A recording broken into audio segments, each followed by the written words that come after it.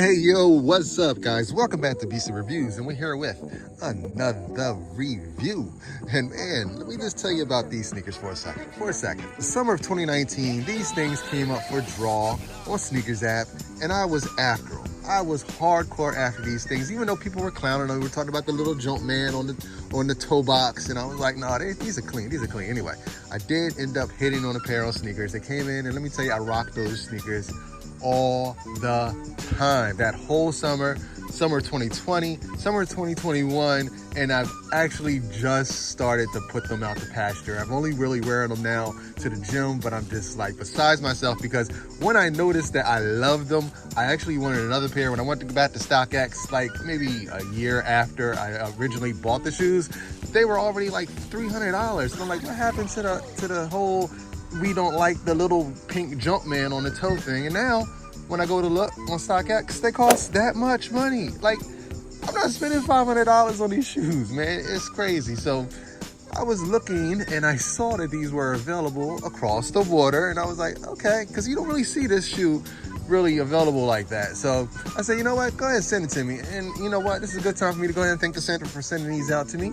I really appreciate it. Again, this isn't a shoe that I see all the time, so you know what, we got it right here. If you like these shoes, then you're probably gonna be interested in this video as well. So I call these the Eric Koston lows, but I think on StockX they call them the Midnight Navy SBs or something like that. Whatever you want to call them, you know what they are. Here's the label. It's Nike SB Air Jordan 1 Low QS Quick Strike. Color is Midnight Navy Metallic Silver. Is your boy size 10.5. Box turned out to be pretty clean. That's always a plus, even though no one's ever going to see this box except me and you. Before we flip the lid, you know I do not condone, authorize the selling or reselling of UA fake reps, alternates, or whatever you want to call the type shoes. If you decide to get shoes like this, remember you're always doing it at your own risk. So let's go ahead and take a look at these sneaks. All right. At first glance, they seem to be pretty all right. It's an Eric Koston low to me. We're gonna pull these out the box, set them up, and talk about them. So we got everything set up, and I don't know what this is. Let's take a look. They're always throwing little extras here and there. It's like a pair of socks. Never seen anything like that before, but okay, I'll take it. If it's free, it's for me. I'll take 3. Let's move to these Eric Koston lows, Midnight Navies, whatever you want to call it.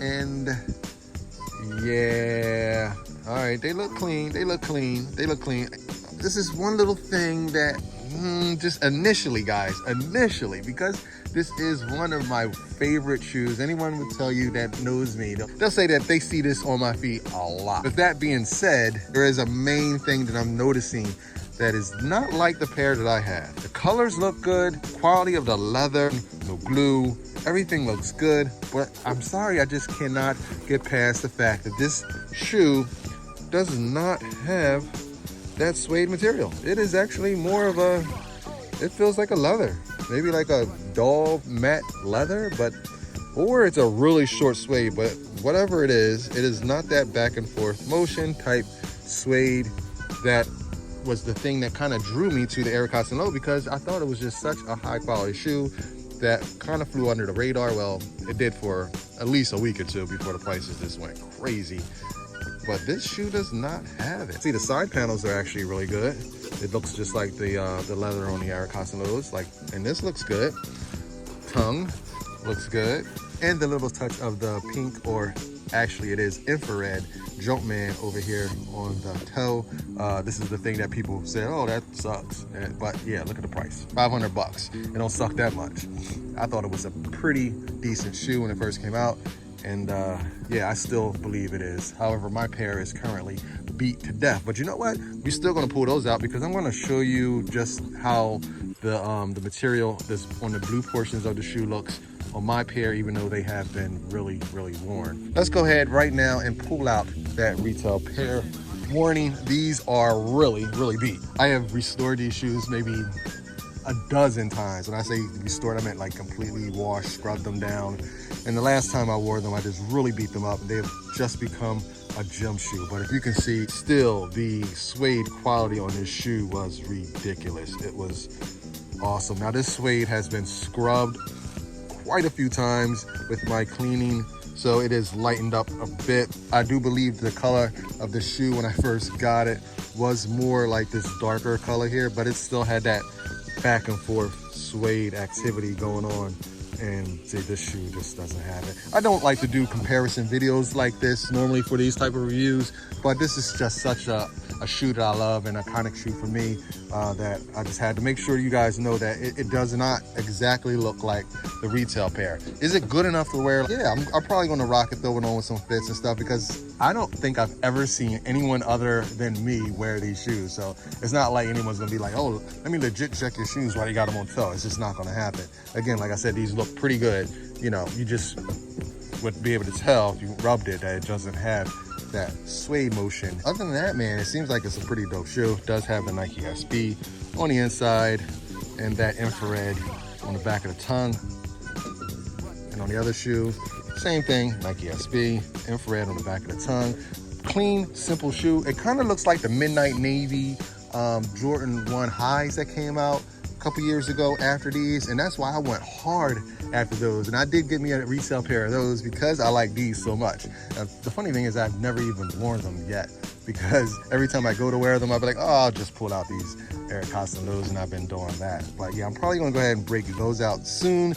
They do have that same material that these have. I think it's just not as plush, but it is a suede material. Definitely more suede than this. Yeah, that's about it, man. We're gonna go ahead. We're gonna do it on foot on this, because just to see a clean pair of these on my feet again is just gonna feel good regardless. So let me know in the comments how you feel about these. Did you go after these when these first dropped? Was this a shoe that you said no to and now you regretted it? That's going to be the situation for a lot of people out there. I was on it when I first saw images. I was like, man, that colorway, these are dope. These are dope. And I'm glad I did snag these up for retail. I have definitely got my $110 worth out of these. It's funny that I could probably clean these up, throw them on GOAT, and maybe get my 110 bucks back. It's surprising what used shoes go for these days.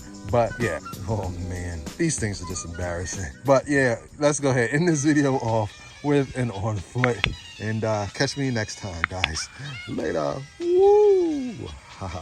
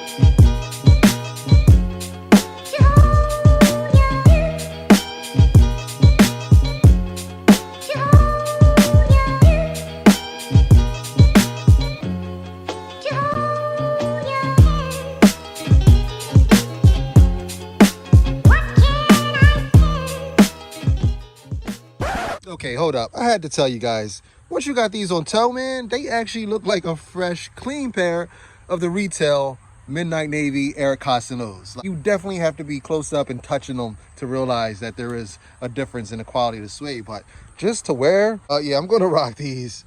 It does look like a nice, crispy pair of Midnight Navies. Well, until you go down, if you start rubbing on them, then you know, it is what it is.